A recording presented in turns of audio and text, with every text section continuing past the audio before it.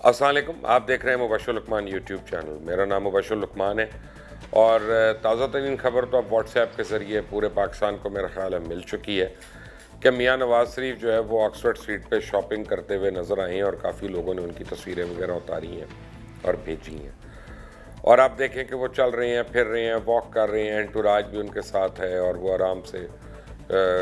اندر retail out late سے بھی جا رہے ہیں۔ مجھے اس سے پرابلم نہیں ہے کہ وہ شاپنگ کر رہے ہیں، کیوں کر رہے ہیں۔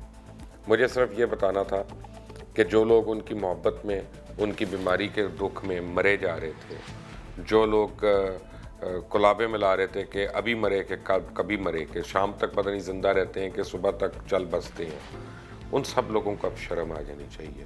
ان سب لوگوں کو احساس ہو جانا چاہیے کہ وہ تو لوٹ کے تمہارا مال لے گیا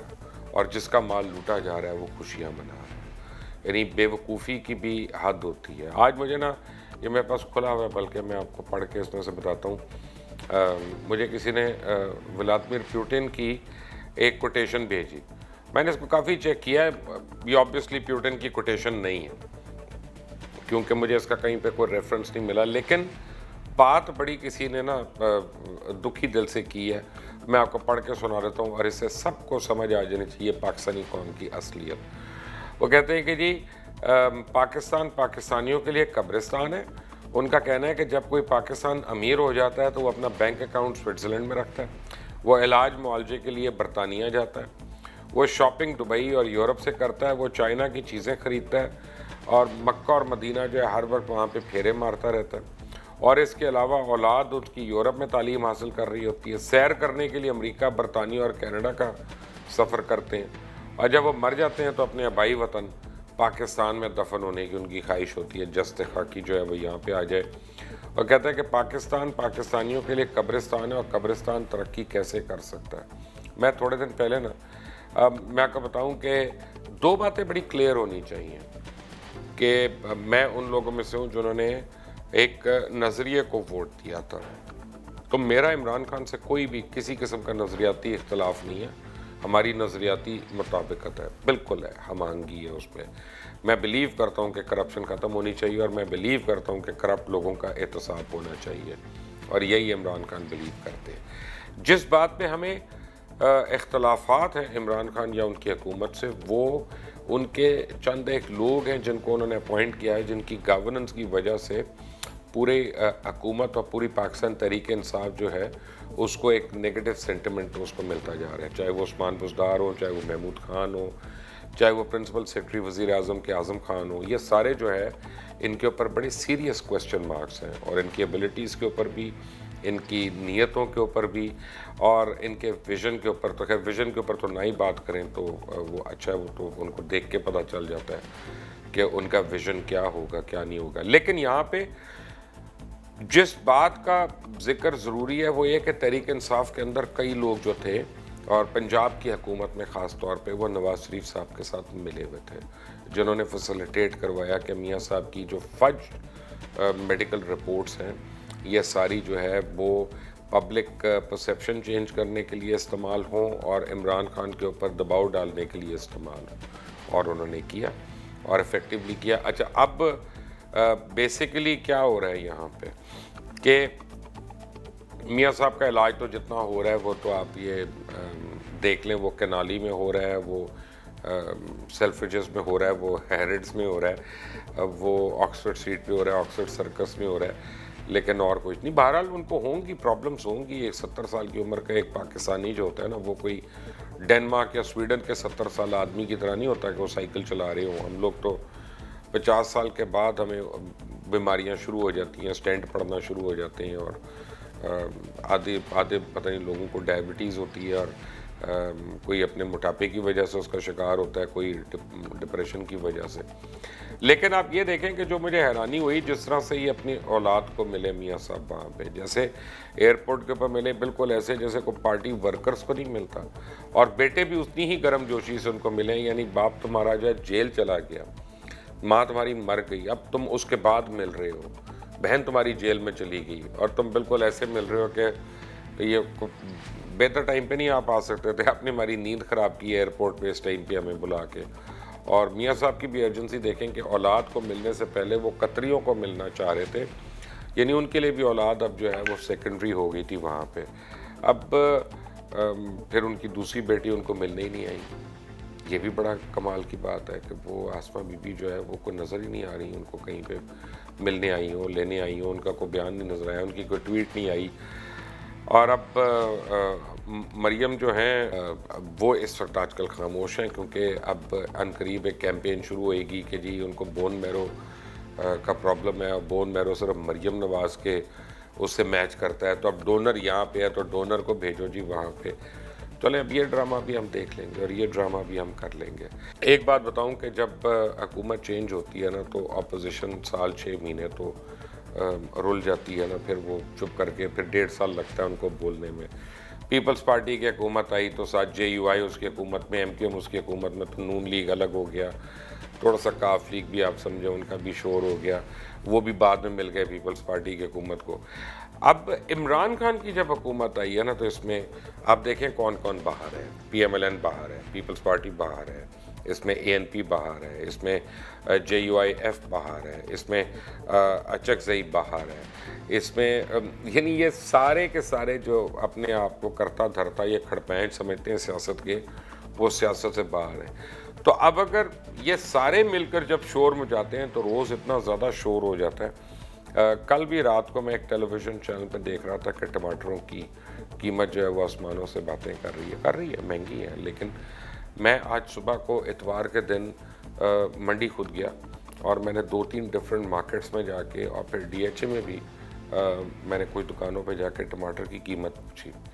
کہیں پہ بھی وہ قیمت نہیں تھی جو یہ ٹی وی پہ بتائی جا رہی ہے, یہ 400 روپے کلو اور وہ 600 روپے کلو اور وہ ادھر 300 مل رہا ہے, ادھر یہ مل رہا ہے. نہیں, ٹماٹر بہت مہنگا ہے, لیکن کوئی وہ 200 سے زیادہ کہیں پہ نہیں مل رہا تھا. پہلی بات تو یہ ہے کہ آپ غلط بیانی کر رہے ہیں, یا ہوا ہوگا تو پھر 1 دن کے لیے, 2 دن کے لیے, 5 دن کے لیے یہ بھی لوگوں کو ضرور بتائیں کہ ٹماٹر کس وجہ سے مہنگا ہوا. ایک تو اس سیزن میں ہمیشہ مہنگا ہوتا ہے, اور جب ٹماٹر کی پوری فصل آ جاتی ہے پھر وہ ٹکا ٹاک بھی بکھ رہا ہوتا ہے, ایسی کوئی بات نہیں ہے. لیکن اصل بات ہوئی ٹڈی دل کا جو ایک لشکر آیا اور انہوں نے آ کے جو سندھ کے اندر خاص طور پہ تمام کراپس کو انہوں نے ڈیمیج کیا, جس طرح سے ڈیمیج کیا اس کی وجہ سے ایک شارٹیج ہو گئی, بڑی ریئل شارٹیج ہو گئی. اور آپ کا پوری 2 مہینے کے اندر تو دوبارہ گروتھ نہیں ہو سکتی تھی, 1 مہینے کے اندر اس کو ڈسٹروائے کرنے کے بعد, تو وہ آبویسلی ہوئی. لیکن بہرحال اب اس کو ہم ایسے کر رہے ہیں کہ جیسے یہ کوئی نااہلی کی وجہ سے ہوا. بہرحال عثمان بزدار ہو پنجاب میں یا محمود خان ہو KPK میں, یہ نااہل ضرور ہے اس وجہ سے کہ آپ کو میں بڑی ایک ریویلنگ قسم کی بات بتاتا ہوں, اور میں اپنے اب ایک اگلے ویڈیو لاگ میں اس کے اوپر تفصیل سے بات کروں گا کہ عثمان بزدار نے کس طرح 55 ارب روپیہ صرف DG خان میں خرچ کرنے کے لیے کر دیا. یعنی انہوں نے 36 ڈسٹرکٹس جو ہیں پنجاب میں ان سب کا بجٹ کاٹ کے DG خان میں 55 ارب روپیہ کر دیا. اور عمران خان کو بھی ایک چیز کا احساس ہونا چاہیے کہ عثمان بزدار ان کا نیریٹو نہیں آگے لے کے جا رہے. آج تک 1.5 سال میں آپ نے عثمان بزدار کے منہ سے شہباز شریف, نواز شریف, حمزہ شہباز, مریم نواز, سلیمان شہباز, کسی کے خلاف بات نہیں سنی ہوگی. بہت صاحب کو جب پریشر کیا جاتا ہے تو کہتے ہیں پچھلے دور میں یہ ہوتا رہا. ارے کس دور کی بات کر رہے ہو عثمان بزدار؟ شیر شاہ سوری کے دور کی بات کر رہے ہو, محمود خان تغلق کے دور کی بات کر رہے ہو, ظہیر الدین بابر کے دور کی بات کر رہے ہو, کہ شہباز شریف کی بات کر رہے ہو؟ نام لیتے ہوئے آپ کو کیا ہوتا ہے؟ اور اگر عثمان بزدار صاحب آپ سمجھتے ہیں کہ واقعی پچھلے دور میں کرپشن ہوئی ہے, تو ابھی تک آپ نے کتنی چیزیں پبلک اکاؤنٹس کمیٹی کو بھجوائی ہیں, اور آپ نے کتنی کیسز ان کے پکڑ کے نیب کو بھجوائی ہیں؟ آپ تو یہاں پہ فیل ہو گئے. آپ تو ان کو پروٹیکٹ کر رہے ہیں, آپ تو ان کو بچا رہے ہیں. آپ اور آپ کی یاسمین راشد اور 2-3 اور لوگ مل کے انہوں نے نواز شریف کو باہر نکلنے میں مدد کی. تو یہ بھی بتا دیں کہ آپ پاکستان تحریک انصاف کی حکومت کے لیے کام کر رہے ہیں کہ آپ کسی اور کی مرہون منت ہے. لیکن یہ تفصیلات میں اگلے ویڈیو لاگ میں لوں گا, اور اس ویڈیو لاگ کی اپڈیٹس لانے کے لیے بہتر ہے کہ آپ سبسکرائب کریں. لیکن عمران خان کی حکومت کو جو بہت سویئر چیلنج آ رہا ہے آگے, وہ آ رہا ہے FATF کی شکل میں آ رہا ہے. اور یہ فروری میں جو FATF کا اجلاس ہونے جا رہا ہے, اس کی جو مجھے اطلاعات ہیں اندر سے, کہ that is not going to be very pleasant, اور یہ باقاعدہ بلیک لسٹ ہو سکتا ہے خدا نخواستہ۔ اگر اللہ رحم کرے پاکستان کو FATF میں بلیک لسٹ کر دیتے ہیں تو نہ صرف عمران خان بلکہ پاکستان کے معاشی مسائل جو ہیں وہ انتہا کی حد تک کراس کر جائیں گے۔ آپ سے لوگ ٹریڈ نہیں کریں گے، آپ کو لوگ ایڈ نہیں دیں گے، اور آپ کے ساتھ لوگ کسی قسم کے کاروباری روابط جو ہیں وہ ان کو کرٹیل کر دیں گے بالکل۔ تو یہ ایک بڑی ڈینجرس چیز ہے، اور یہ جو اڑا ہوا ہے یہاں پہ یہ ہے چائنا اور امریکہ کے بیچ میں پاکستان جو ہے یہاں پہ آگے پھنس گیا ہے، کیونکہ آبویسلی ایک ویسٹرن لابی ہے، وہ نہیں چاہتی کہ پاکستان چائنا کے اتنا قریب ہو اور وہ جو ہے وہ ان کے بالکل کیمپ میں چلا جائے۔ وہ اپنا انفلوئنس رکھنا چاہتے ہیں یہاں پہ، اور جو ہے وہ FATF وغیرہ جو ہے وہ اسی ٹائپ کے ہتھ کنڈے ہیں۔ دوسری وہ سمجھتے ہیں کہ پاکستان ان کو طالبان سے پیس ڈیلیور کر کے دے سکتے ہیں، تو اگلے 1.5 سے 2 مہینے میں پاکستان کی حکومت کو کسی نہ کسی طرح افغان طالبان کو اور امریکہ کو ایک ٹیبل پہ ضرور بٹھانا ہوگا کہ آپ لوگ بیٹھیں اور کوئی صلح صفائی کریں، اور ایک حکومت کا وہاں پہ جو افغانستان کے اندر طریقہ کار یا آپٹکس ہے ان کو ہم کسی طرح یعنی امپلیمنٹ کرا سکیں، تاکہ امریکہ جو ہے وہ اس وجہ سے آپ کو کوئی نہ کوئی FATF پہ ریلیز دلا سکے۔ لیکن میں ابھی ریسنٹلی UK میں تھا، اور وہاں میری کافی بڑے 2 QCs سے ملاقات ہوئی، اور QCs اگر آپ برٹن کو جانتے ہیں تو QC بہت دھانسو قسم کے وکیل ہوتے ہیں جو کوئنس کاؤنسل ہوتے ہیں بیسیکلی، اور وہ بہت سینئر لوئرز ہوتے ہیں، بڑے ایکسپینسو ہوتے ہیں۔ تو ایک بار سوشل گیدرنگ پہ جب ان کو میں ملا تو ان کا مجھے کہنا تھا کہ FATF تو لیگل اینٹی ہی نہیں ہے، پاکستان اس کی سن کیوں رہا ہے، پاکستان نے اس کو چیلنج کیوں نہیں کیا ابھی تک انٹرنیشنل کورٹ آف جسٹس میں، کیونکہ FATF کو یونائٹڈ نیشنز نے تو بنائی نہیں ہے، کوئی سیکیورٹی کاؤنسل نے نہیں بنائی، کوئی UNDP یا یعنی ان اداروں کی بنی بھی نہیں ہے۔ یہ انڈیا نے اس کو لیڈ کیا، 8 10 20 25 فارن منسٹر سے سائن کرا لیا، اور اس کی سفارشات جو ہے وہ پاکستان کے اوپر امپلیمنٹ کرے۔ یہ ٹوٹل انڈین لیڈ ایک لابی ہے جو پچھلے 5 سال میں انہوں نے بنائی، اور میاں نواز شریف نے ان کو بنانے دی، اور پاکستان نے ان کو کمبیٹ نہیں کیا، اور فوراً ہی ان کا سگنیٹری بن کے ان کے انڈر انڈینز کے انڈر وہ جو ہے جا کے اب ان کی باتیں سن کے اب رسوائی کا باعث بن رہا ہے، کیونکہ ان کا نیریٹو جو ہے وہ FATF کے اندر آ رہا ہے، دہشت گردوں کے حوالے سے، منی لانڈرنگ کے حوالے سے۔ تو ان QCs کا کہنا تھا کہ پاکستان کو انٹرنیشنل کورٹ آف جسٹس میں جا کے اس کو چیلنج کرنا چاہیے، تاکہ سب سے پہلے تو چیلنج جب آپ کرتے ہیں تو سٹیٹس کو ہو جاتا ہے، اور وہ سٹال ہو جاتی ہے ایک چیز کو 6 مہینے سال کے لیے، اس میں آپ اس کو ورک بھی کرتے ہیں، and then you put them on the back foot also, کہ اپنی لیجیٹیمیسی تو بتائیں، اپنی لیگل حیثیت تو بتائیں کہ آپ ایک گروپ کیسے بن گیا۔ انڈیا نے کہا کہ سارے یعنی 25-30 فارن منسٹرز پہ سائن کر لیتے ہیں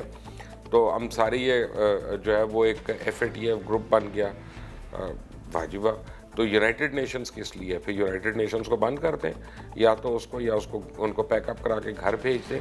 سو پاکستان فارن آفس جو ہے ان کو they need to look at the legal options as well, and they need to explore every option. یعنی ہو سکتا ہے یہ سجیشن ان کی صحیح نہ ہو، یہ QCs کی، میں یہ نہیں کہہ رہا کہ وہی صحیح ہے، ہو سکتا ہے یہ صحیح نہ ہو، لیکن اگر صحیح ہو